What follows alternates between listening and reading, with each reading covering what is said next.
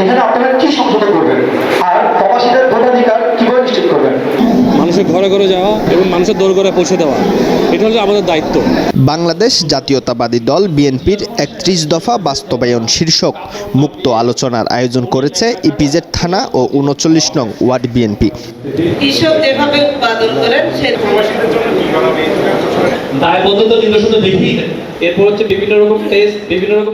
শনিবার ১ ফেব্রুয়ারি দক্ষিণহালী শহরের একটি কমিউনিটি সেন্টারে আলোচক হিসেবে উপস্থিত ছিলেন বিএনপির আন্তর্জাতিক বিষয়ক উপকমিটির সদস্য ইসরাফিল খসরু মাহমুদ চৌধুরী।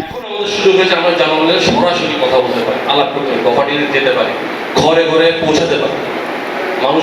সেমিনারে তথ্য ও যোগাযোগ, কৃষকের উৎপাদন বিপণন, প্রধানমন্ত্রীর দায়িত্ব পালনের সময়সীমা নির্ধারণ, নারীর মর্যাদা, নির্বাচন, প্রবাসী কল্যাণ, আইটি সেক্টরে দক্ষতা বৃদ্ধির উপায়সহ বিভিন্ন প্রশ্নের জবাব দেন ইসরাফিল খসরু।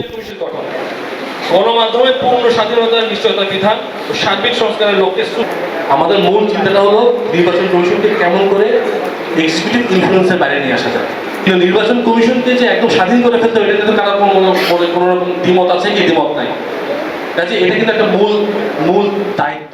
দেশ সংস্কারে ঘরে ঘরে গিয়ে ৩১ দফা পৌঁছে দেওয়াই দলের মূল দায়িত্ব বলেন তিনি। যেভাবে পারি এবং মানুষের দোরগোড়ায় পৌঁছে দেওয়া, এটা হলো আমাদের দায়িত্ব।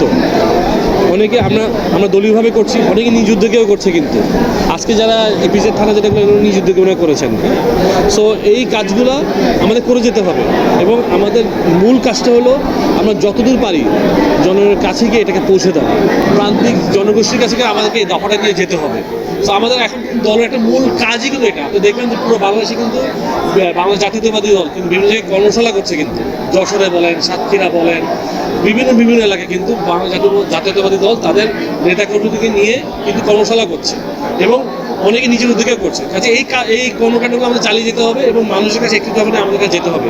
অনুষ্ঠানে উপস্থিত ছিলেন চট্টগ্রাম মহানগর বিএনপির সদস্য সরফরাজ কাদের রাসেল, ৩৯ নং ওয়ার্ড বিএনপির সাবেক সভাপতি আশরাফ উদ্দিন, ইপিজেড থানা বিএনপির সাবেক সহসভাপতি মোহাম্মদ শাহজাহান, ইপিজেড থানা বিএনপির সাবেক সিনিয়র যুগ্ম সম্পাদক জাবেদ আনসারি, মোহাম্মদ আলী আলমগীর, যুবদলের হুসনে মুবারক রিয়াদ, সোহেল, ছাত্রদলের আকিব সহ আরও অন্যান্যরা।